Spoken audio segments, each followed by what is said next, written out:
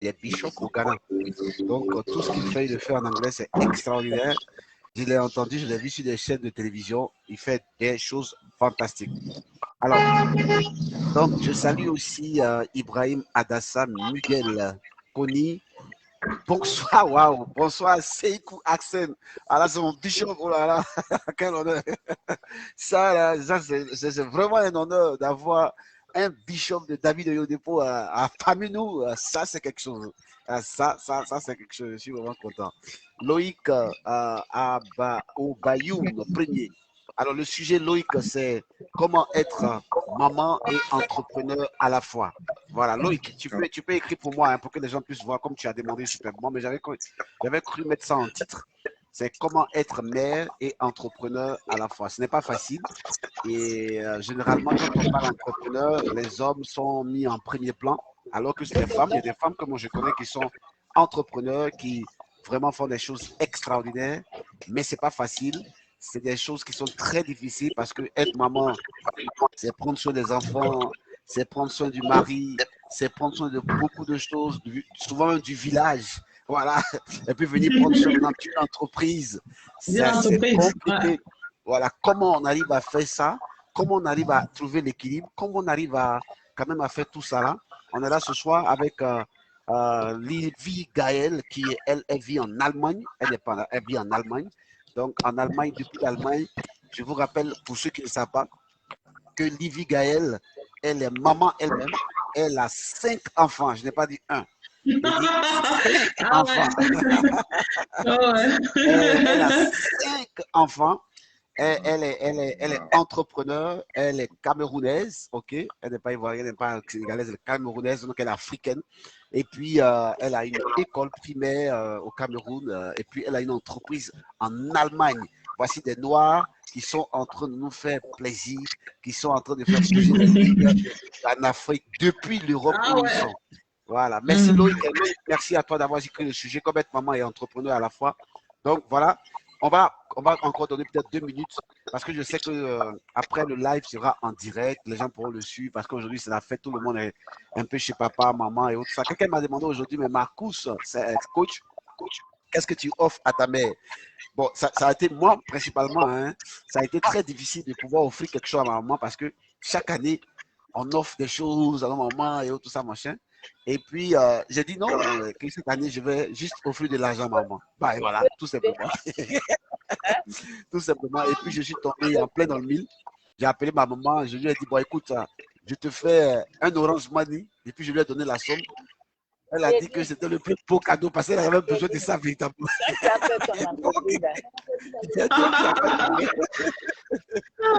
Voilà.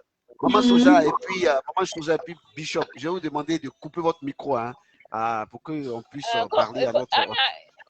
Il faut venir m'aider à couper le micro. Voilà, il faut venir couper le micro de ma maman là. Gracieusement, oui, Modem Kwame, il dit c'est vraiment compliqué, coach. On est à l'écoute. Bonsoir, mon coach, mon mentor, mon papa Marie. Bonsoir à toi, Minto, Jacqueline. Bonsoir à tout le monde. Bonsoir, beaucoup. Gertrude Assemblée a demandé à rentrer. Allez, rentrez. J'ai fait rentrer toutes les femmes aujourd'hui. Voilà, il y a une qui est rentrée avec nous. Voilà, elle vient d'entrer. Gertrude, tu viens d'entrer. Gertrude, si tu viens d'entrer. Dogoré, Gertrude, si tu viens d'entrer, bonne arrivée. Il faut couper ton micro aussitôt. Hein. Voilà, il faut couper ton micro aussitôt. Voilà, et puis on va tous parler ensemble. Et voilà, on va tous parler ensemble. Alors, dans 1 minute, on va commencer. Je vous rappelle que le sujet de ce soir, c'est comment être maman et puis être entrepreneur. Ce n'est pas du tout facile, c'est compliqué, très, très compliqué. Et puis, ce soir, en fait, on ne va pas que s'adresser aux mères qui sont mariées. On va s'adresser aussi, parce qu'il y a des mères qui sont divorcées, qui sont entrepreneurs. Il y a des mères qui veulent se remarier, qui sont entrepreneurs. Il y a des mecs qui ont seulement des enfants qui ne veulent même plus se remarier, mais qui sont entrepreneurs. Est-ce que la perception, la façon d'entreprendre est la même chose au niveau de tout le monde, au niveau de toutes les mamans? Ce n'est pas forcément la même chose. Ensuite, il y a des mamans, je n'ai pas des mamans, il y a des mamans de... maintenant, on a des mamans de 18 ans. Hein, voilà, ouais, ça, c'est la vérité. On a des mamans de 18 ans. Nathanaël Yao. Ouais, tout à fait. Nathanaël, il a ouvert rentrer. Non, Nathanaël, c'est bon maintenant. On a juste un homme avec nous et c'est un bishop. Toi, il faut aller dans l'autre groupe là-bas. On va refuser. Ça va comme ça. Alors, donc, il y a des moments de 18 ans, des moments de 22 ans, il y a des moments de 30 ans. Et puis moi, j'ai eu la grâce, vraiment la grâce. J'encadre des mamans, par exemple, ceux qui est là, j'encadre des mamans qui ont 60, par exemple, ceux qui avec nous, elle a 67 ans, si je ne m'abuse. C'est ça, hein, c'est correct. 67 ans. Et à 67 ans, elle est entrepreneur. Elle vend oui, elle vend des pommades, des savons et autres ça, machin, qui sont super, surtout des pommades de cheveux. Elle-même avait des problèmes de cheveux. Elle avait toute une calvitie au milieu quand voilà, ça, longtemps, voilà. Pour leur montrer tes cheveux là. Voilà. Pour leur montrer tes cheveux là. Voilà. Et tu appliques ça sur les cheveux et autres ça, machin, ça pousse, elle crée, elle fait des miracles et autres ça. Oui. Et elle est entrepreneur. Elle a décidé d'entreprendre, hein. Elle a décidé non, mais ça, c'est parfait, maman. Il faut qu'on doit faire la promo de ça, hein, parce que moi, j'ai une émission que j'anime là, ça s'appelle Fais ta pub, où j'entretiens comme ça les mamans entrepreneurs pour leur donner de la visibilité. Voilà, où on s'entretient en live, on parle de ton produit, et puis comme ça, pour expliquer aux gens à quoi sert le produit, comment est-ce qu'on peut faire pour l'avoir et tout. Enfin, ça, c'est le meilleur cadeau qu'on peut offrir à un entrepreneur, hein, maman. Ça, il faut absolument qu'on fasse un à nouveau. Ça, c'est à encourager. Et elles sont plusieurs comme ça. Je suis tellement, tellement ému, Madame Asiba, Madame Seri. Elles sont plusieurs comme ça qui ont pris de l'âge, mais elles s'en foutent de leur âge, elles entreprennent. Je connais une dame, alors là, j'espère qu'elle sera en direct, qui, elle aussi, elle a 62 ans, mais elle fait du porte à porte. Elle fait de la vente. Je t'assure, c'est incroyable, incroyable. Je ne sais pas comment ces femmes-là le font, mais vraiment, c'est incroyable. Elles me donnent toujours ce courage. C'est un autre niveau de mindset. C'est vraiment un autre niveau de mindset, I'm telling you. On va commencer. Donc, bonsoir à tous. Bonsoir à Bishop, bonsoir à ma maman, bonsoir à tout le monde. Bonsoir à Livy Gaël. Bonsoir, bonsoir tout le monde. Voilà, je suis. Enfin, on dit quand souvent tu fais les directs, il faut dire crier, mettez les cœurs, mettez les cœurs. Attends, il a fait un peu la chose. Mettez les cœurs, mettez les cœurs, mettez les cœurs. Il fallait qu'ils vont faire ça. Mettez les cœurs. Donc, s'il vous plaît, mettez les cœurs, hein.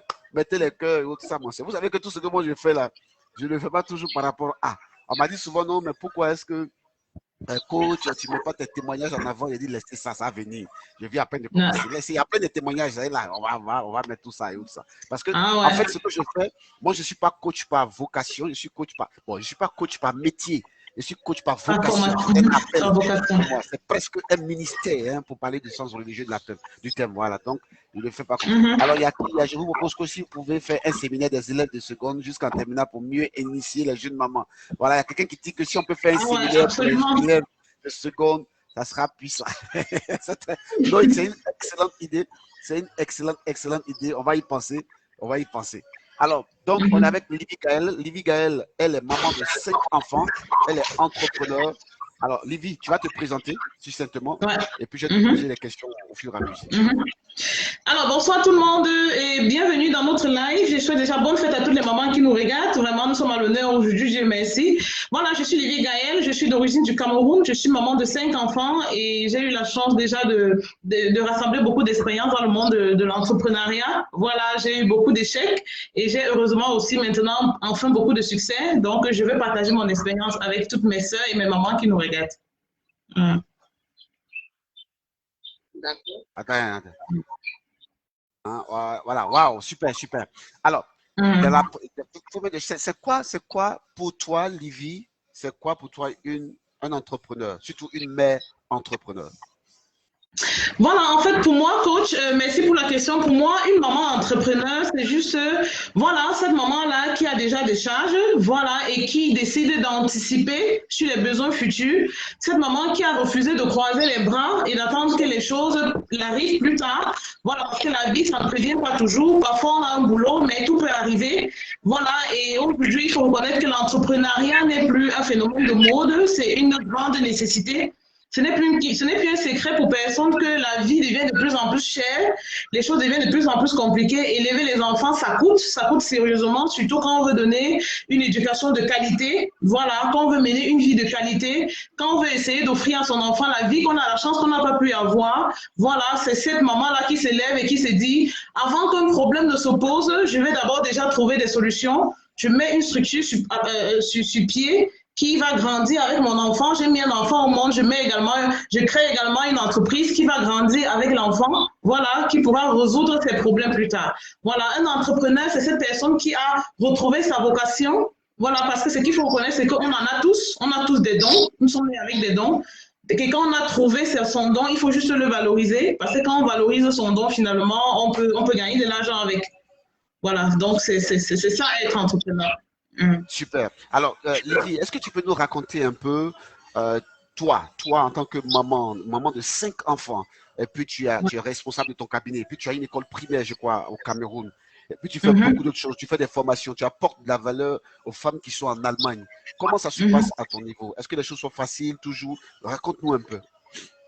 Alors oui, ça c'est clair, il faut reconnaître que les choses ne sont pas faciles du tout parce qu'il faut reconnaître en tant que maman entrepreneur, avant d'être entrepreneur, on est épouse, je suis épouse, je suis d'abord maman des enfants, je suis sœur, je suis amie, je suis tante et le véritable challenge c'est de trouver l'équilibre entre tout ça. Voilà, donc parce que quand on se lance dans l'entrepreneuriat, si on ne fait pas attention, on peut vraiment passer à côté de beaucoup de choses, on peut carrément se couper du monde réel et voilà, d'où la nécessité de trouver les bons outils pour accompagner au quotidien. Et moi, ce que je peux dire, c'est que le grand challenge que moi, en tant que maman entrepreneur, j'ai à relever tous les jours, c'est vraiment la préparation mentale, de garder le mental au haut niveau. Voilà, garder le mental au haut niveau, garder ce mental de positif, rester focalisé sur ce que j'ai à faire et vraiment de savoir gérer le temps. Donc voilà les 2 piliers sur lesquels les mamans entrepreneurs devraient absolument s'appuyer si elles veulent réussir leur parcours. Parce que c'est en maîtrisant ces 2 choses-là, c'est-à-dire garder un mental de gagnant et savoir gérer son temps, savoir gérer les priorités, qu'on sera capable de en même temps gagner de l'argent et aussi pouvoir garder l'équilibre familial. Donc, alors, oui. Est-ce que Livy, dis-moi, est-ce que ça a été facile pour toi quand tu as commencé au départ? Est-ce que tu as eu le soutien? Est-ce que tu as eu le soutien de ton mari? Voilà. Est-ce que ça a été facile? Comment ça a été au départ? Non, mais ça, il faut dire vrai, ça n'a pas été facile. Ce n'est pas facile parce que, surtout pour nous, Africains, on a grandi un peu avec des prototypes dans la tête, comme quoi les mamans, c'est fait pour garder les enfants. Les mamans sont au service de la famille. Donc, du coup, ça fait que le jour où tu te lèves, où tu te dis, je veux faire les choses différemment, forcément, c'est très compliqué pour son entourage. Voilà, c'est très compliqué. Les gens ne comprennent pas tout de suite ta vision. Donc, au début, tu as des blocages. Parce que normalement, quand on lance une entreprise, on aimerait avoir des mots de félicitations. Vraiment, c'est une bonne chose, du courage et tout. Mais en tant que maman, malheureusement, ce qu'on reçoit, c'est plutôt des questions du genre, est-ce que tu penses que tu vas t'en sortir? Et les enfants, qui va s'en occuper? Et le mari, est-ce que tu penses que c'est possible? Déjà, même pour le mari, parce que ce que j'ai remarqué, c'est qu'il y a même la façon de présenter son projet au mari. Voilà, parce que au début, quand on parle de vouloir se lancer dans l'entrepreneuriat pour le mari, en général, quand on a un mari qui n'est pas entrepreneur, qui n'a pas l'esprit d'entrepreneuriat, pour lui, ça sonne comme une nouvelle charge qu'on veut créer. Voilà, parce que si on n'a pas appris à présenter son projet à son conjoint, il y a de fortes chances que ce soit mal interprété. Et c'est comme ça que beaucoup de mamans ont l'impression que leur mari les empêche d'entreprendre simplement parce que on n'a pas su présenter son projet, on n'a pas su présenter la chose parce qu'on s'est dit que quand on a décidé de devenir maman, on s'attend à ce que tout le monde partage l'idée, ça devient comme si c'était un projet familial, mais non, c'est très difficile. Moi-même au début, ça n'a pas été facile, bien que mon mari soit un intellectuel et qui comprend qu'on a besoin de créer une nouvelle source et qui comprend que j'ai du potentiel, mais même jusque-là, il a fallu un peu travailler sur mon projet et trouver le bon moyen de le lui vendre parce que c'est ça aussi, il faut reconnaître que si on veut réussir dans l'entrepreneuriat en tant que maman, il faut considérer que le mari, c'est un client. Voilà, et c'est le premier challenge qu'on a de pouvoir lui vendre son projet. Voilà, parce que si déjà le mari avec qui on dit n'arrive pas à acheter ce projet-là, il y a de fortes chances que même le client en face de toi ait des doutes par rapport à ce qu'on veut faire. Donc ça, c'est déjà le premier challenge, de pouvoir présenter ça, oublier qu'il est mari, mais vraiment trouver les mots, lui présenter la valeur, la plus-value de ce que tu veux faire. Voilà, pour lui dire plutôt qu'est-ce que ça va nous apporter en tant que famille si je me lance dans l'entrepreneuriat. Voilà. Wow. Et donc, il y a aussi il y a les enfants, il faut aussi préparer les enfants à ça. Et il y a l'entourage, il faut se préparer. C'est pour ça que j'ai parlé du côté mental, parce que si mentalement on n'est pas solide, il suffit que les gens commencent à se dire, mais est-ce que tu penses que ça va marcher? Et si ça ne marche pas et tout, on aura tendance simplement à abandonner, d'où la nécessité de se faire accompagner. Voilà. Alors, Livy, tu es en train d'aborder beaucoup de choses à la fois. Je vais rappeler à Aude que j'ai accepté dans le... Aude, ça va bien? Est-ce que tu peux fermer ton micro, Aude? Oui, ça va, ça va. Voilà. Ferme ton micro pour ne pas qu'on entende les bruits qui sont en bas. Voilà, merci beaucoup. Voilà, donc, Livy, tu es en train de toucher des trucs vraiment super. Je veux que tu reviennes tout doucement dessus. Tu as dit quelque chose de fondamental. Tu as dit qu'une femme qui aspire, là, on est en train de parler des femmes qui aspirent à devenir entrepreneurs. D'accord? Ouais. Okay. Donc, si tu es une femme que tu aspires à devenir entrepreneur, si tu es marié, la première personne à qui tu dois parler, à qui tu dois vendre, doit être ton mari. C'est ce que tu as dit. Voilà. Ouais. Donc, ça, c'est ça, oui, en fait. Oui, voilà, c'est ça. Elle dit que le mari est le premier client. Donc, ce n'est pas tout juste s'asseoir avec quelqu'un pour lui dire, ah, Joe, moi, il y a entrepreneur, toi, tu es en galère, et puis là, tu ne fais rien de bon. Voilà, moi, il est c'est pas de ça qu'il s'agit, c'est ça. Voilà, je dois littéralement vendre, bien présenter la chose. Souvent même avec PowerPoint, tout ça. Est-ce que c'est de ça qu'il s'agit? Pas absolument PowerPoint, mais ce qu'il faut surtout, c'est de se préparer mentalement déjà à l'avance, avant d'aller aborder le mari, se dire, toi-même pouvoir comprendre son projet, vraiment, et puis quand tu abordes le mari, tu dois pouvoir lui montrer quelle est la plus-value, qu'est-ce que ça apporte à la famille.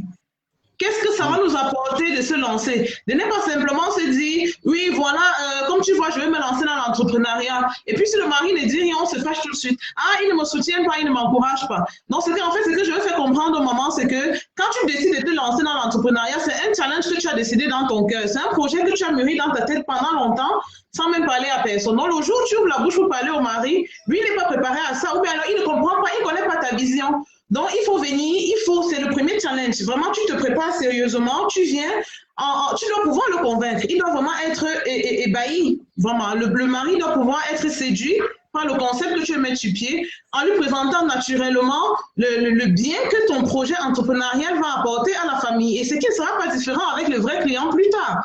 Puisque quand on vend un produit à un client, c'est la valeur du produit qu'on lui vend, c'est le bien que ça va lui apporter qu'on vend au client. Oui, un peu. Donc, c'est déjà ça. Voilà, donc il faut vraiment pouvoir, quand on réussit à passer ce premier challenge-là, de pouvoir vendre, de pouvoir impressionner le mari avec le projet. Mais croyez-moi, dans la plupart des cas, parfois, finalement, le mari me propose d'investir dans le projet. Hein. Oui, tellement le projet a été bien vendu. Wow, super. Donc, j'aime beaucoup l'idée. Donc, première idée, savoir impressionner le mari. Il faut nécessairement vendre le mari. Alors, comment on s'y prend par rapport aux enfants? Parce que le mari, d'accord, va s'asseoir. Et les enfants, comment on prépare? Quand on a des enfants et quand on a l'entourage? Voilà, oui, déjà pour les enfants, moi, ce qui me concerne déjà, c'est que, voilà, le fait de vivre ici en Allemagne m'a fait développer cette habitude-là de beaucoup communiquer avec les enfants. Ça, c'est ce qu'on ne fait pas beaucoup en Afrique. Parce qu'en Afrique, on ne parle pas beaucoup de ce qu'on fait, on ne parle pas beaucoup de ces projets avec les enfants. Mais ça, c'est l'une des choses que j'ai vraiment copié ici du système allemand, des Blancs, en fait, des Européens. Ce qu'on apprend à vraiment parler de tout ce qu'on fait, de préparer les enfants à ce qu'on veut faire, aux grands changements qui peuvent arriver. Et moi, c'est ce que je conseille fortement à toutes les mamans. Moi, j'ai pris le temps de faire asseoir les enfants et les expliquer. Voilà, comme vous voyez, je veux me lancer dans telle chose. Voilà, je vais ouvrir une école au Cameroun.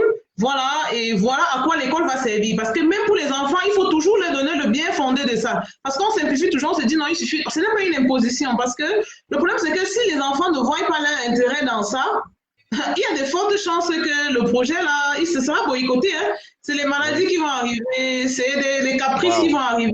Voilà, donc ça, c'est pas à négliger. Donc moi, je fais asseoir mes enfants, je leur explique, comme vous voyez, moi, je tiens absolument à... Vous voyez, au Cameroun, les écoles maternelles ne sont pas très belles. Moi, j'ai absolument envie d'ouvrir une école maternelle là-bas. Voilà, comme ça, les enfants de là-bas pourront aussi profiter de ça. Comme ça, tous les jouets qu'on a ici en Europe, on connaît, les enfants ont beaucoup trop de jouets qu'on jette même très souvent.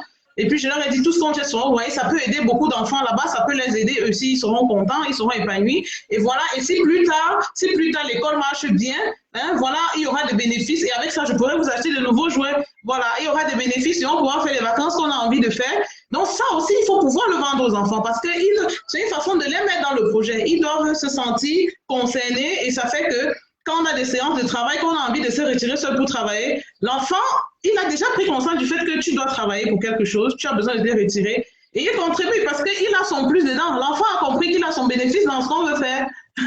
Et ça, c'est vraiment, voilà, ça, c'est vraiment très important parce que malheureusement, ça nous manque en Afrique. Dans cette culture, on se dit, il faut imposer. On doit lui dire, tu dois savoir que je vais faire ceci. Malheureusement, ça ne marche pas. Parce que l'enfant, s'il ne comprend pas ce qui se passe, il y a de fortes chances qu'on soit constamment perturbé. Peut-être tu as envie de téléphoner avec des partenaires, mais l'enfant va venir te déranger tout le temps parce qu'il ne connaît pas la valeur de ce que tu fais. Il ne sait même pas qui a son intérêt dedans parce que ce qu'il faut reconnaître, c'est que tout être humain sur cette terre recherche son intérêt. Même les bébés recherchent un intérêt. Voilà. Il y a Mento Jacqueline qui pose une super question. Elle dit, est-ce que les enfants du jardin, c'est-à-dire les moins de 5 ans, peuvent comprendre? Oui, ça tout à fait. Ça, tout à fait, ça, je peux le lui confirmer parce que moi également, quand je lançais mon dernier, il avait 1 an, oui, ils comprennent, hein. Ils comprennent plus que ce qu'on ne pense. Ils comprennent plus que ce qu'on ne pense. Et laissez-moi vous dire, c'est même eux qui rappellent souvent, mais maman, telle chose aussi, on pourra envoyer au Cameroun. Il y a telle chose que je n'utilise plus qu'on pourra envoyer aux enfants là-bas. Ils comprennent. Je veux dire, quand on a réussi à leur faire comprendre quel est l'intérêt dans le projet, ils adhèrent, hein, ils commencent le cerveau, leur petit cerveau commence à travailler dessus, hein, et c'est comme ça de temps en temps, c'est des petites idées qui viennent, c'est eux qui viennent avec des questions, comment ça se passe, est-ce que je peux voir les photos, les enfants là-bas, ça se passe comment, et tout ça. Donc, ils s'impliquent dans le projet parce qu'ils ont compris le bien fondé de la chose. Il y a l'aspect social, il y a l'aspect financier, il y a l'intérêt de toute la famille qui entre. Donc, c'est vraiment important, et c'est ce que je voulais partager avec les mamans, parce que c'est le même travail qu'on aura à faire avec le vrai client plus tard. Si on n'a pas pris l'habitude déjà de pouvoir vendre son projet en famille, parce que c'est des gens qui vont nous entourer au quotidien, on aura besoin de leur support. Par exemple, si on a des choses importantes à faire, on a besoin que le mari s'occupe des enfants, pour aller peut-être à une réunion, on aura besoin que les enfants restent calmes si on veut faire ci ou ça. Donc, on a besoin qu'ils soient dans le projet. On a besoin de leur OK, on a besoin de leur bénédiction. Et pour ça, ils doivent avoir l'intérêt. Voilà. Waouh. Alors, je vais résumer ce que Livy Gaëlle est en train de dire. Elle est en train de nous dire que, en fait, les femmes qui n'ont pas de priorité, qui sont mamans, qui sont entrepreneurs, demain, ça chauffe dans vos foyers parce que à la base, vous n'avez pas pris l'habitude de vendre. Elle dit, il faut cultiver l'habitude de vendre. Et l'habitude de vendre commence par vendre à son mari. Pour celles qui sont mariées, et commence à vendre à tes enfants. Même s'il a moins de 5 ans, il faut lui parler le langage qu'il comprend. Elle a mentionné quelque chose qui est très important. Elle a dit que, en fait, les gens doivent voir leur intérêt. Écoutez, c'est les hommes, hein. Que ce soit les enfants, le mari, c'est des êtres humains. C'est des êtres humains. Donc, ils doivent voir leurs intérêts, alors là, dedans. Et puis, s'ils voient leurs intérêts dedans, on va partir. Parce qu'elle a dit quelque chose qui est très fort. Elle dit de toute façon, vous allez sortir, vous allez partir. Demain, quand vous allez partir et que vous n'avez pas pu adresser le problème au départ, quand vous allez revenir, il y aura des problèmes à la maison parce que les gens ne sont pas dans le projet. Ils ne sont pas dedans. Ils ne se sentent pas dedans. Waouh. Et donc, oui, maintenant, il y a l'entourage. Ouais. Il y a l'entourage. Bon, maintenant, je suppose que c'est pratiquement la même chose. Maintenant, passons au fait que, OK, maintenant on est dedans, on est dans le projet, le mari a accepté et autres. Mais au cas où le mari n'accepte pas, sous prétexte que non, parce qu'il y a des hommes qui disent non, c'est pas la peine parce que je vois que tu as te fait draguer, les hommes vont courir après toi, c'est pas la peine. Moi, je jette tout, j'ai l'argent, j'ai pour nous, j'ai les moyens de subvenir à nos besoins. Toi, il faut t'asseoir à la maison, prends soin des enfants. On est en Afrique, les filles. On est en Afrique, il y a des gens qui ont encore cette mentalité. Qu'est-ce qu'on doit faire dans ce sens-là? Voilà, justement, ça c'est le grand challenge. Ça c'est le grand challenge des mamans qui deviennent entrepreneurs après être mariées, après avoir eu des enfants. Parce que naturellement, à l'époque, au moment du choix du conjoint, il y a ces paramètres-là dont on n'avait pas tenu en compte. Voilà, peut-être à l'époque, on n'était pas encore soi-même sûr qu'on va être entrepreneur, qu'on veut devenir entrepreneur. Ça fait que plus tard, quand cette vocation-là commence à t'envahir, quand ce besoin d'accomplir ses rêves commence à s'envahir, on a un mari en face qui voit les choses complètement différemment.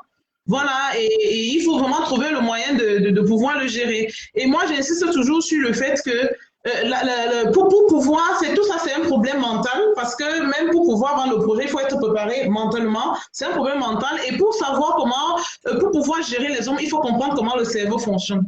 Moi, j'ai fait des études dessus, je me suis fait accompagner dessus et ce qu'on dit dessus, c'est que il faut toujours, si le mari a l'impression que ce projet ne va pas rapporter, c'est peut-être parce qu'il ne comprend pas le projet. Il n'a pas encore cerné de quoi est-ce qu'il s'agit. Voilà, il ne voit pas encore qu'est-ce que ce truc-là va apporter à ma famille. Parce que ce qu'il faut reconnaître, c'est qu'on n'a jamais assez d'argent. On n'est jamais assez riche. Sinon, les riches qu'on connaît ne seraient pas encore en train de continuer de créer des entreprises tous les jours. C'est une préparation mentale qu'il faut faire. Voilà, et trouver les moyens subtils. Il y a des moyens subtils de vraiment se lancer sans que le mari n'ait l'impression que c'est en train de déséquilibrer la famille. Et il y a tellement de modèles aujourd'hui. On a le modèle on a le modèle juste de créer des entreprises online qui font que même de sa propre cuisine, ou bien même étant couché en train d'allaiter l'enfant, on est en train de vendre. Aujourd'hui, il y a tellement de possibilités qui font qu'on n'a pas besoin de sortir de la maison pour aller dans une boutique vendre. Voilà. Donc, un mari, pareil, quand on sait qu'on a un mari, on ne veut pas perdre son mari, on veut garder son équilibre familial. Voilà, le temps que le mari comprenne des choses, on pourrait peut-être démarrer avec ce modèle-là. Il y a tellement de modèles comme ça. Aujourd'hui, c'est trop facile de voir sa propre cuisine. Voilà, donc si un mari voit, il se rend compte que sa femme est toujours à la maison, elle continue à faire son travail et il voit quand même l'argent entrer. À un moment donné, peut-être c'est même lui qui viendra te dire, mais je sens que si tu as une boutique physique, peut-être ça va aller plus. Oui, un peu. Donc, il faut toujours trouver, il y a tellement de stratégies, il y a des solutions pour tous les cas. Commencer de façon subtile, de façon à ne pas bousculer toute la famille, parce qu'il faut reconnaître que c'est pas facile. C'est un grand changement pour la famille.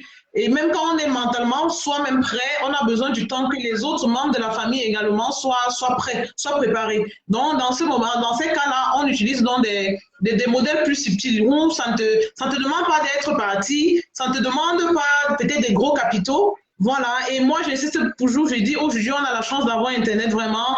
Les mamans qui veulent vraiment entreprendre n'ont plus de raison aujourd'hui. Parce qu'il y a tellement de solutions, il y a tellement de facilités, il faut juste se faire accompagner et se renseigner. Parce que l'autre problème qu'on a, c'est qu'on reste à son niveau, on se sert des connaissances qu'on a jusqu'ici pour prendre des décisions. Pourtant, il suffit d'aller voir, de se faire accompagner, d'aller dans un cabinet, par exemple, comme le nôtre, savoir, voilà mon cas, voilà ma situation, comment est-ce que je peux faire pour ne pas créer de désordre à la maison. Et on trouve toujours des solutions. Et c'est comme ça qu'on commence à vendre, on commence à s'épanouir. Et quand le mari lui-même commence à voir le résultat, il voit l'épanouissement, il voit la disponibilité que tu as, il voit la courtoisie qui reste et tout.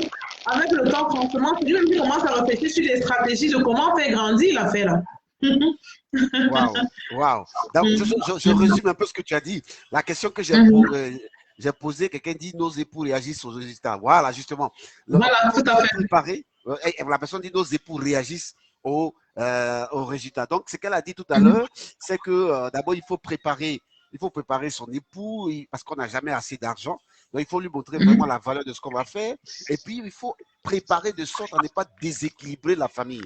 Parce que c'est quand même une maman, c'est quand même une femme. C'est quand même une femme. Une femme, c'est celle qui tient le foyer. Donc, il faut préparer l'époux pour ne pas déséquilibrer la famille. Et puis, elle a parlé du fait qu'il y a des business models qui ne demandent pas à la femme de toujours partir. Aujourd'hui, on a Internet, on peut faire du e-commerce, on peut faire du e-business, on peut faire plein de choses au travers d'Internet. Seulement que les gens n'arrivent pas. Ils pensent que Facebook, par exemple, c'est fait pour chatter, c'est fait pour s'amuser.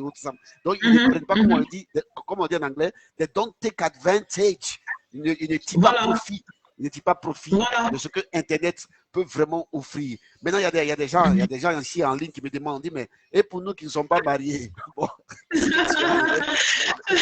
Oui, naturellement, pour tout le monde. Justement, c'est vrai, d'où la nécessité de se faire accompagner parce que, justement, le modèle qui marche pour celle qui est mariée ne marche pas forcément pour celle qui élève son enfant, pour les mamans célibataires. Donc, voilà, il faut toujours un modèle, un suivi sur mesure. Vraiment, la façon de se lancer dans l'entrepreneuriat sera toujours différent parce que là, on a une maman qui joue le rôle des deux parents à la fois. Voilà, parce qu'il faut reconnaître qu'il est difficile vraiment de réussir en affaires si on n'est pas équilibré sur le plan privé. C'est-à-dire la situation privée influence beaucoup la façon de réussir en affaires. Donc voilà, on a une maman qui joue les deux rôles. Donc pour ces mamans-là, on va faire appel à l'entourage. Voilà, on fait un inventaire de quelles sont les personnes influentes, quelles sont les personnes importantes dans la vie qui peuvent t'aider, sur qui on peut compter. Parce que ce qu'il faut reconnaître, que au quotidien pour savoir gérer les priorités. Et il faut pouvoir déléguer. Voilà, il faut apprendre à déléguer. Sauf qu'il faut aussi savoir déléguer intelligemment. Et pour déléguer, il faut avoir des gens autour. Voilà, ça peut être une maman, ça peut être une soeur, ça peut être une tante, ça peut être un oncle. Voilà, ça peut être même un cabinet. Voilà, ça peut être un cabinet, ça peut être même un groupe, un réseau de femmes. Ça peut être un réseau de femmes parce que ce qu'il faut reconnaître, c'est que le soutien ne vient pas toujours de ceux qu'on espère. On aurait toujours souhaité, on aurait toujours souhaité que ça vienne de la famille et tout. Mais même celles qui sont mariées, parfois, n'ont pas toujours le soutien de la famille. Voilà, parce que il peut arriver que les gens qui sont autour de toi ne voient pas la vie comme toi. Voilà, et plutôt que de se casser la tête à se dire « Oh, personne ne m'encourage, personne ne veut m'aider », crée plutôt, il vaut mieux toi-même créer cette atmosphère propice-là pour la réussite de tes affaires. Par exemple, en entrant dans un réseau de femmes qui entreprennent, voilà, et se mettre en communautarisme avec d'autres mamans entrepreneurs ou bien d'autres mamans entrepreneurs célibataires comme toi, comme ça, où vous comprenez, vous avez les mêmes problèmes, vous saurez comment vous soutenir. Et là-bas, vous avez le soutien moral. Là-bas, au moins, ça te permet de voir des exemples des gens comme toi qui réussissent quand même à s'en sortir. Et du coup, ça booste tellement moralement. Ça peut être aussi un mentor, avoir un mentor qui t'accompagne, qui te donne des conseils. Ça peut être un coach. Ça peut être un coach simplement qui te suit moralement, qui te donne des conseils au quotidien sur l'éducation des enfants. Parce que ce qu'il faut reconnaître, c'est que l'échec scolaire, c'est aussi un problème dans le monde des mamans entrepreneurs parce qu'on a souvent eu des mamans qui, depuis qu'elles se sont lancées dans l'entrepreneuriat, on a vu le résultat scolaire des enfants baisser. Voilà, parce qu'on n'a pas su gérer son temps. Donc, du coup, on a que la tête dans ça à fond. Il y a l'enfant à côté qui est en train de se tuer dans autre chose, on ne se rend pas compte.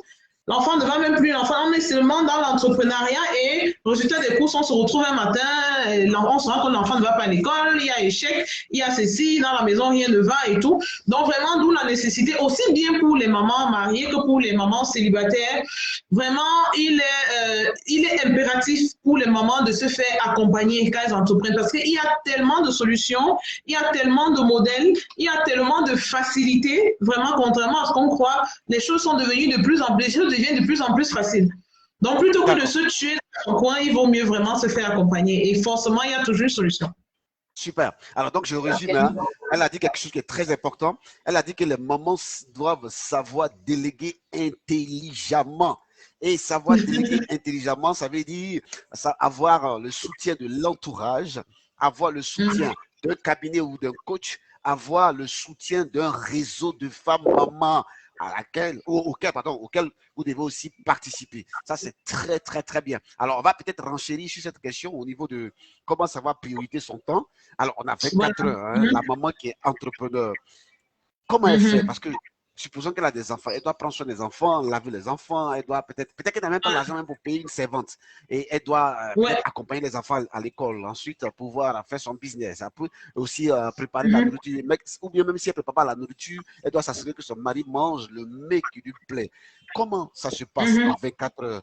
Comment, hein, Livy, peut-être que tu pourrais nous donner ton expérience et puis nous dire un peu comment une femme doit gérer son emploi du temps quand elle est entrepreneur. Voilà, c'est une très belle question, surtout pour moi. Je prends l'exemple sur moi-même, je vis en Allemagne et je n'ai personne ici sur qui je peux compter. Donc c'est ça déjà, je vais prendre l'exemple d'ici pour que les mamans qui sont de l'autre côté comprennent qu'elles ont même encore beaucoup plus d'options.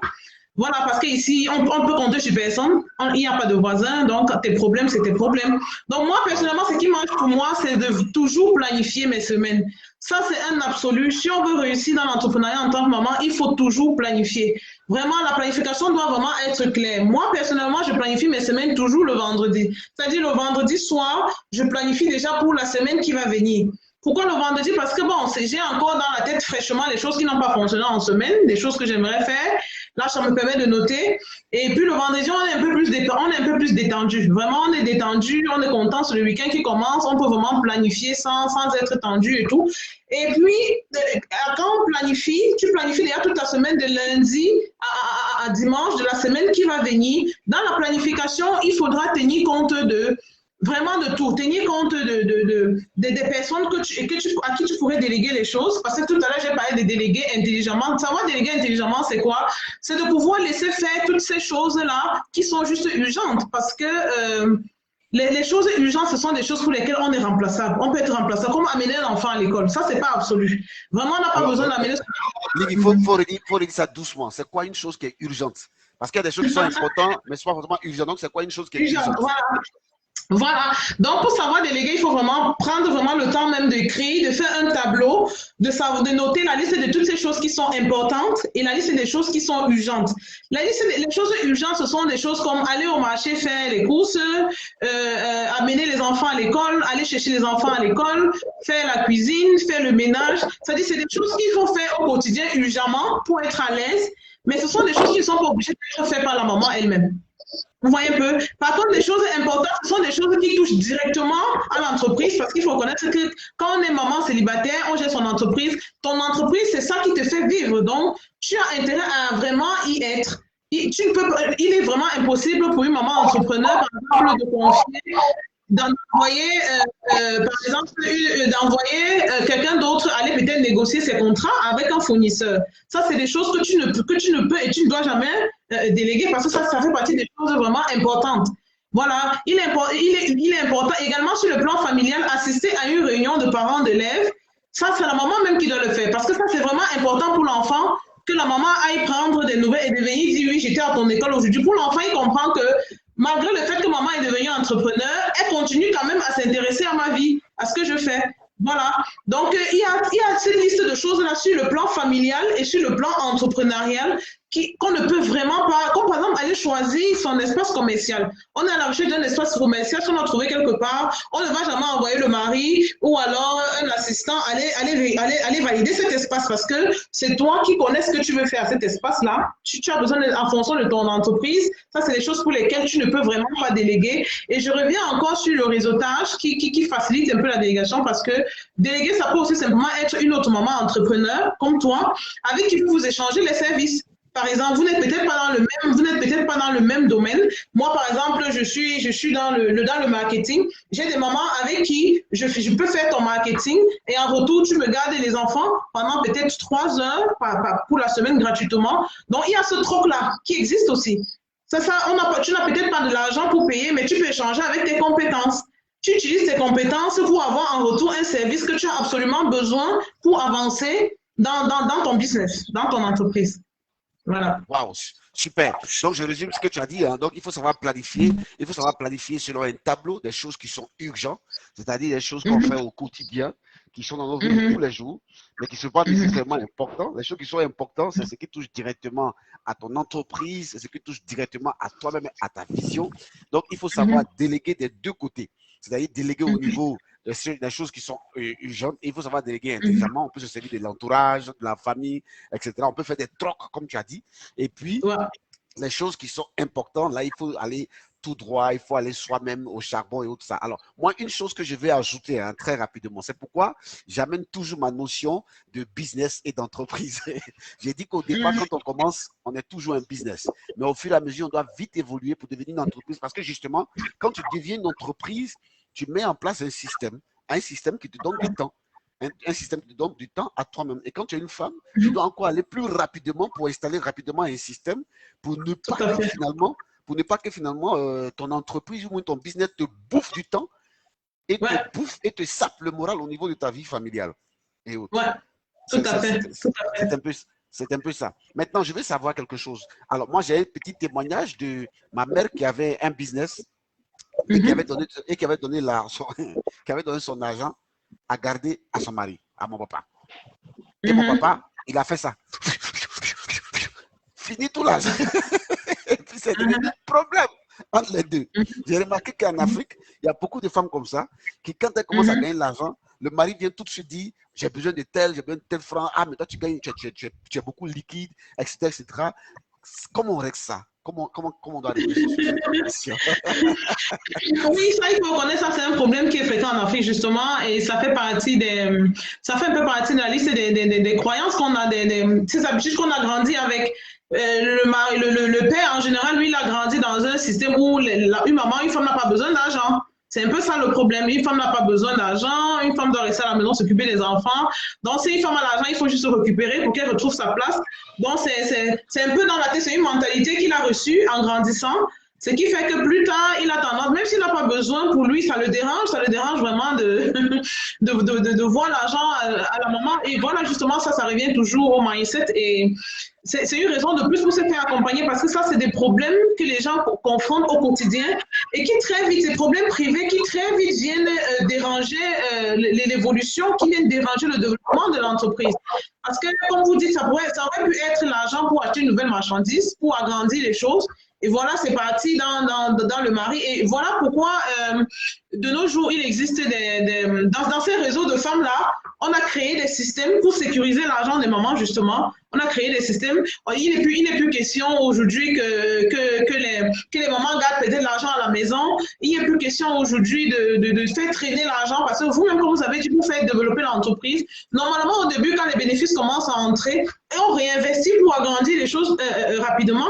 Parce que même cette mentalité de garder l'argent à la maison, c'est parce qu'on n'a pas toujours compris quelle est la vision, quel est le rôle de l'entrepreneur.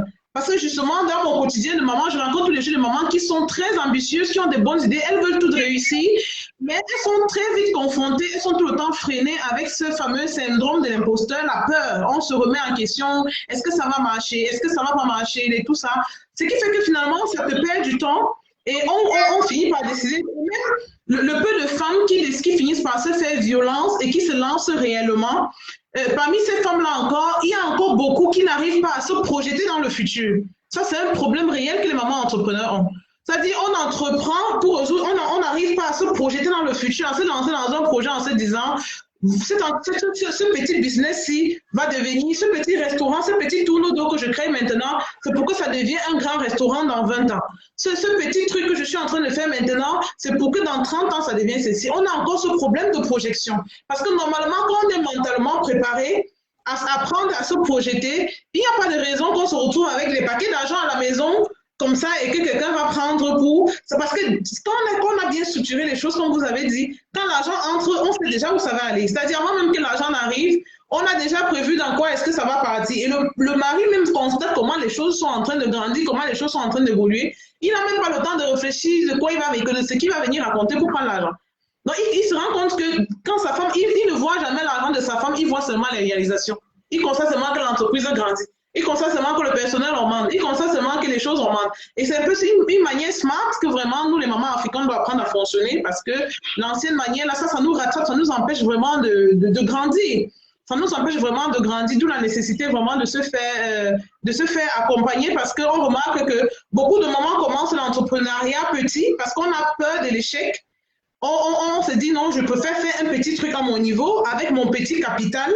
On ne laisse pas quelqu'un d'autre venir entrer. On est dans un business qui aurait pu grandir rapidement si on faisait entrer un investisseur. Mais non, comme on veut avoir le contrôle, on se dit non, je préfère continuer moi-même à mon niveau. Ça va prendre le temps que ça va prendre. Donc, cette habitude qu'on a eue de choisir les enfants, de s'approprier des enfants, on le ramène en entreprise. Voilà. L'entreprise devient comme un enfant qu'on retient, on ne veut pas laisser. Pourtant, il faut laisser les enfants grandir, il faut laisser l'entreprise grandir. C'est partie des choses mentales sur lesquelles il faudra vraiment travailler. Se dire, à la maison, on touche les enfants, on les retient, on veut bien qu'ils grandissent, même comme on n'est pas moralement prêt à accepter. Voilà, aucun parent n'accepte que son enfant a déjà grandi. Pourtant, on veut qu'il grandisse. Mais en entreprise aussi, on amène souvent cette mentalité-là. Ça fait que finalement, on commence un petit business, on tourne en rond, on reste au niveau de business éternellement. Pourtant, on aurait pu faire entrer quelqu'un comme investisseur et le truc grandit vite. On aurait pu prendre un emprunt et investir de façon ciblée et le truc évolue vite. C'est-à-dire qu'on va réussir à casser cette barrière de la peur-là. Finalement, on va se rendre compte que les choses vont aller beaucoup plus vite et finalement, tout le monde en profite et on gagne beaucoup plus aussi. Donc, on doit lâcher prise. Ça, c'est un problème que les mamans entrepreneurs ont. Quand on a eu les enfants avant, on a tendance à gérer l'entreprise comme les enfants qu'on a eu à la maison. On veut une entreprise. Pourtant, il faut vraiment lâcher prise et laisser l'entreprise grandir. Voilà.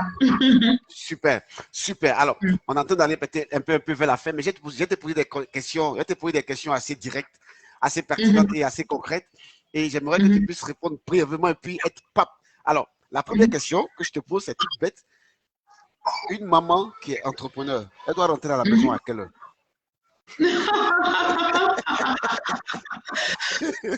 Parce que généralement, les entrepreneurs que nous sommes, on travaille dur, on travaille longtemps, dur au bureau, voilà, on travaille 10 heures, 12 heures souvent, C'est pas facile. Souvent, on travaille 8 heures, souvent 7 heures. Il n'y a pas réellement de... Voilà. Mais une maman qui est entrepreneur, qui a des enfants à la maison, elle doit rentrer à quelle heure?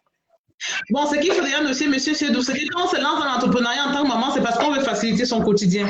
C'est parce que le défi de l'entrepreneuriat, c'est de travailler moins en gagnant plus. Voilà, donc normalement, quand on a réussi à mettre sur place un système intelligent, il n'y a pas de raison qu'on se retrouve en train de rentrer aux heures qui vont déranger la famille. Voilà, donc en fonction du domaine dans lequel on veut se lancer et du nombre d'enfants qu'on a, les âges des enfants, les exigences du mari, on met en place juste une formule qui va arranger tout le monde et normalement, il n'y a pas de problème. Waouh, j'adore cette réponse. Alors, elle a dit, quand on rentre dans l'entrepreneuriat, c'est pour gagner plus et travailler moins. C'est ça. Gagner plus, travailler moins. Alors, pour que tu puisses gagner plus et puis travailler moins, évidemment, il faut que tu mettes en place un système. Il faut que tu mettes en place une formule. Comme elle a dit, on va peut-être révéler là-dessus tout à l'heure. Je veux savoir pour celles qui ne sont pas encore mariées et qui veulent être entrepreneurs. Elles ne sont pas encore mariées. Elles sont des mères en devenir. Hein.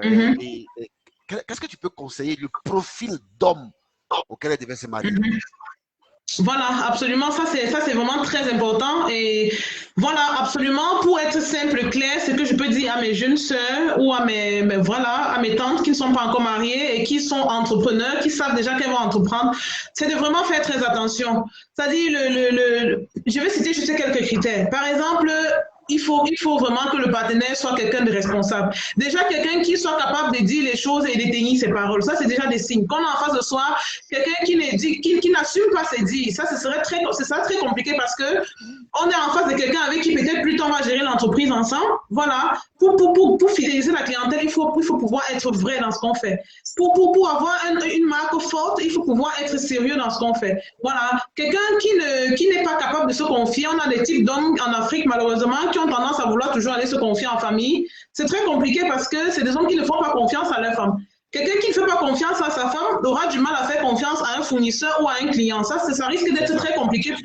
Voilà, et on risque de passer plus de temps à se tirailler plutôt qu'à travailler, plutôt qu'à mettre l'énergie dans l'évolution de l'entreprise. Donc, il y a ces petits hommes-là qui mettent aussi beaucoup d'accent sur le physique. Franchement, parce que les hommes qui mettent trop d'accent sur le physique sont des hommes qui ont tendance à gaspiller l'argent. C'est-à-dire pour eux, c'est le physique qui est très, très important plutôt que de travailler l'intérieur. Parce que c'est ça aussi. Parce qu'il faut avoir une mentalité de se dire, c'est quelqu'un qui est prêt à ce que vous commencez petit. Voilà, qui n'est pas honte de commencer même dans un petit magasin avec toi, sachant qu'on va grandir. Quelqu'un qui est capable d'avoir de la vision.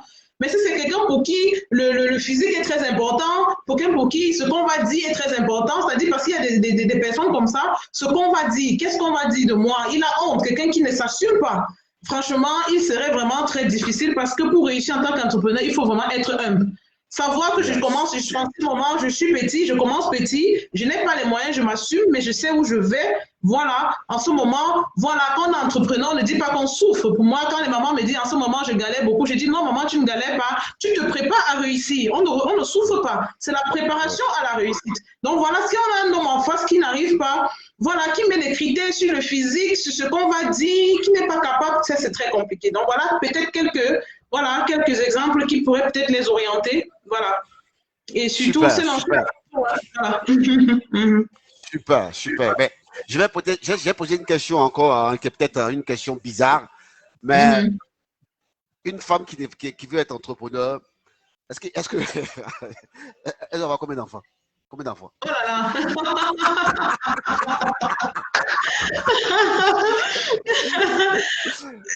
Parce que les femmes là, elles veulent entreprendre, puis elles veulent avoir 15 enfants, hein, 5 enfants. Non, mais c'est un ambitieux. Ça, c'est bon parce que avoir 15 enfants veut dire que la structure sera aussi tellement grande qu'il y aura la place pour tout le monde. Voilà. Elle voit grand. Elle fabrique les futurs employés de l'entreprise. C'est ça, c'est le modèle entreprise. J'aimerais que tu touches un domaine assez sensible. Hein. Parce que j'ai vu des couples se déchirer, surtout les couples où la dame entrepreneur, le monsieur ne l'est pas, le monsieur travaille pour le secteur privé ou public, mais c'est un employé. Et puis, l'aspect sexe, vraiment, c'est devenu quelque chose parce que la dame vient, elle est fatiguée. Et puis, quand souvent même, moi j'ai eu des gens qui sont venus se confier à moi, ils disent que coach, ma femme vient à la maison, tu te rends compte, coach, on est en train de faire l'amour, elle est en train de penser à son chiffre d'affaires, elle est en train de penser au cash flow. Elle est en train de penser à un client qui là-bas. Et puis, souvent, même en plein comme ça dans la chose, elle me dit, attends, chérie, je vais d'avoir une idée. Des trucs comme ça. J'ai écouté des gens, des choses incroyables comme ça. Alors, comment ça se gère? Oui, non, ça c'est la pure réalité. Je peux confirmer parce qu'en retour, je peux vous dire que j'ai des mamans qui vivent les mêmes situations pour confirmer ce que vous dites. Ouais, ça c'est une réalité, malheureusement. Voilà, c'est une réalité. Et c'est la raison pour laquelle au cabinet Start-up Maman, mon cabinet que j'ai mis sur place, j'ai décidé de mettre l'accent sur la préparation pour devenir entrepreneur. Parce que malheureusement, on ne prend pas toujours en compte le fait que c'est important d'être préparé pour ne pas nuire son équilibre familial plus tard. Et qu'on n'est pas préparé, ce qui arrive, parce qu'on a souvent l'impression qu'il suffit d'avoir une compétence dans un domaine pour se lancer. Pourtant, il y a tout cet aspect, les attitudes qu'on aura au quotidien, qui peuvent simplement venir détruire toutes les choses. Donc ça, c'est vraiment un problème de préparation mentale, de faire comprendre à la maman, si elle a fait ses cours de préparation, forcément, on va lui faire comprendre que quel est le rôle que tu as à jouer, parce que même pour pouvoir gérer son temps au quotidien avec beaucoup de tact, ce que nous on fait, c'est qu'on t'apprend d'abord à définir, voilà les différents paliers de ta vie familiale sur le plan du couple, par rapport aux enfants, par rapport aux amis, par rapport à ta propre famille. Maintenant, quel est le rôle que tu joues dans chacun de ces sphères-là? Quel est le rôle que tu joues dans ton couple? Quel est le rôle que tu joues en tant que parent dans la vie de tes enfants? Quel est le rôle que tu joues dans ta grande famille? Le rôle que tu joues auprès de tes amis? Et maintenant, dans ce rôle-là, quelle est la valeur que tu accordes à tout ça? Franchement, oui, parce que ce qu'il faut reconnaître, c'est que même les mamans qui le font, elles se sont retrouvées dans ça. Hein. C'est pas qu'elles ont planifié. C'est-à-dire, c'est un engrenage. Quand on se lance sans être préparé, on se retrouve dans ça sans s'en rendre compte. Donc, justement, d'où la nécessité de se préparer à l'avance pour anticiper. Franchement, il faut vraiment anticiper avant que les choses n'arrivent, se dire, voilà, on définit ensemble, voilà le rôle que tu joues. Voilà comment, parce que c'est clair que quand on n'a pas un emploi de temps qui est clair, comme je disais, la liste des choses à faire, la to-do list, on aura tendance à faire les choses n'importe comment. Quand on est mentalement préparé, on arrive à un niveau où le téléphone sonne, on ne décroche pas. C'est aussi ça, être mentalement prêt. Être mentalement prêt veut dire qu'on a des heures de travail et on respecte ces heures-là. On ne décroche pas le téléphone, par exemple, quand on est à table, parce que l'heure de travail est finie. C'est aussi ça, parce que quand on parvient à travailler individuellement, de façon smart, on n'a pas besoin de courir derrière les clients, parce que si on a tendance à décrocher à tout moment, c'est parce qu'on n'a pas de stratégie claire. On se dit, oh, il faut attraper ce client-ci, sinon il va partir. Non, il ne va pas partir parce qu'on met un produit sur le marché qui vient résoudre un problème chez les gens. Donc, celui-là, ce problème-là, il va te contacter. Si c'est toi qui as le bon produit, il va attendre à tes heures de service et il va te contacter. Et parfois, ça a à voir avec le manque de confiance en elle-même. Elle n'a pas foi en son produit, elle n'a pas foi en son service. Et tu te dis, on croit que c'est en décrochant très vite le téléphone que le client va rester. Non, un client qui n'est pas le tien finira par partir. Voilà. D'où la nécessité même de pouvoir comprendre c'est quoi le client idéal. Parce qu'en général, les coups de fil qu'on prend n'importe comment, c'est des clients qui appellent, on poursuit les clients. C'est même déjà quoi le client idéal? Quel est le profil du client idéal? Voilà, le client, je vais profiter pour dire au moment qu'il nous écoute, le client idéal, c'est celui-là, déjà avec quelqu'un qui partage tes valeurs. Vous devez avoir au moins un point commun. Au niveau des valeurs, au niveau de la philosophie, il doit avoir un point commun entre ton produit et ce qu'il veut faire. Le client idéal, c'est quelqu'un qui est capable qui a même besoin déjà de ton service. Voilà, le client idéal, c'est également quelqu'un qui est même capable de payer. Il doit pouvoir remplir ces trois conditions-là.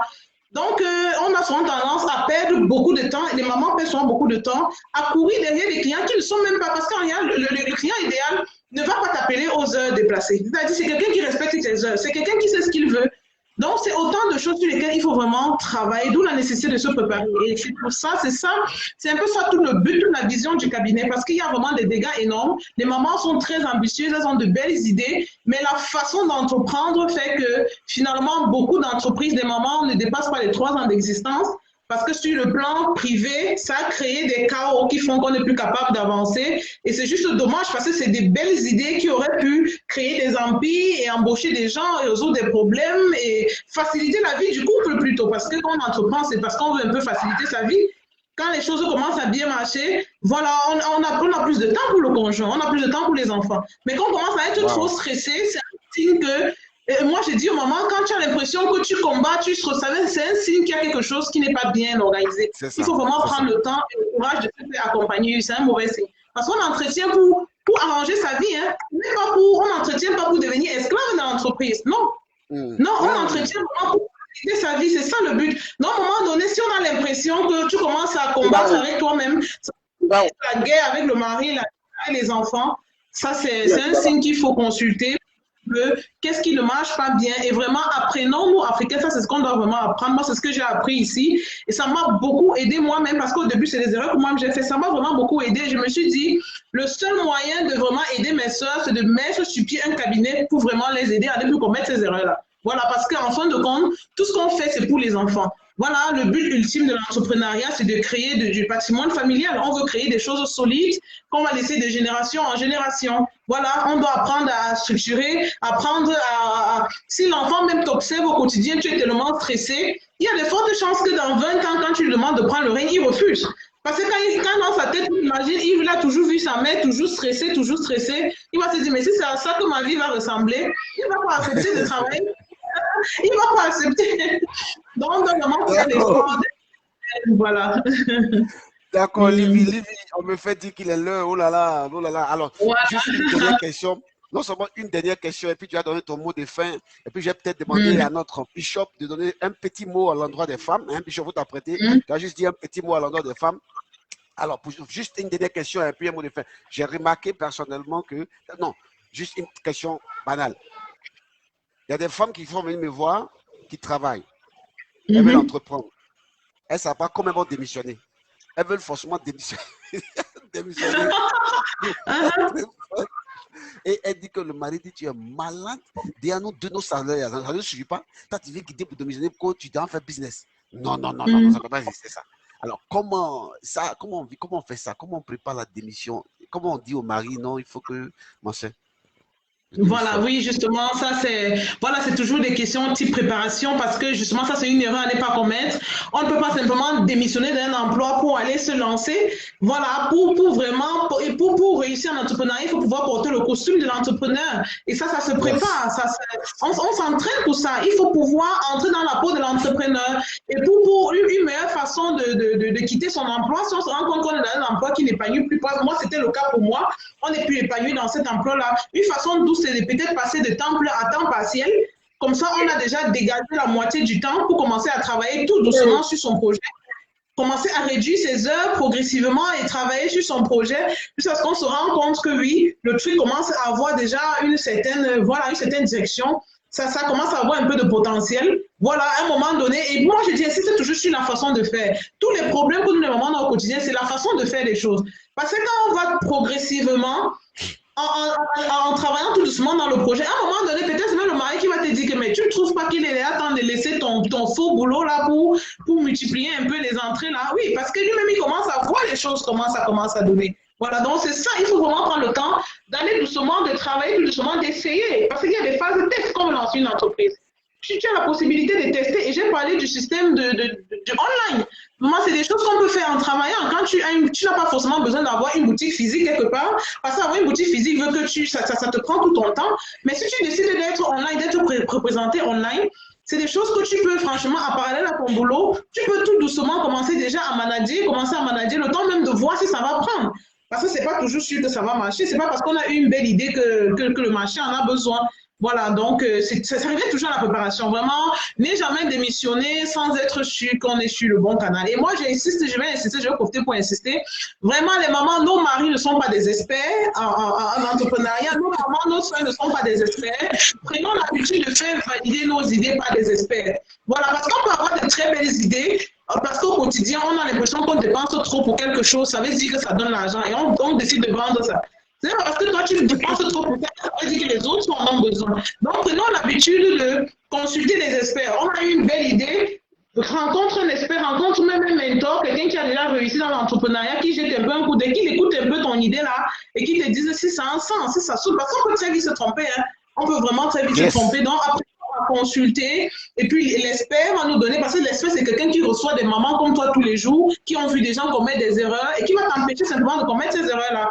Et petit à petit, il va te montrer comment démarrer un peu, de telle sorte que même toi-même, parce que même toi-même, tu dois être préparé. Il y a des gens qui ont échoué simplement parce qu'ils n'étaient pas préparés à réussir. Je dis des gens qui ont échoué parce qu'ils n'étaient pas préparés à réussir. Voilà. Ils se sont lancés dans l'entrepreneuriat parce qu'ils s'ennuyaient et bizarrement, ça a marché et ça les dérange. Ils n'étaient pas préparés à ça. Donc, tous les aspects comptent, vraiment. Vraiment, tous les aspects. Voilà. Donc, voilà à peu près. Waouh, waouh, waouh, waouh, waouh, waouh. En tout cas, Livy, tu nous as édifié. Moi, il y a des mots que je retiens avec toi. Il faut avoir le costume. Il faut avoir le costume d'entrepreneur. Je retiens des mots comme transition à temps partiel. Je retiens des mots comme gagner plus, travailler moins. Je retiens des choses comme savoir déléguer intelligemment. Je retiens des choses comme savoir impressionner son mari,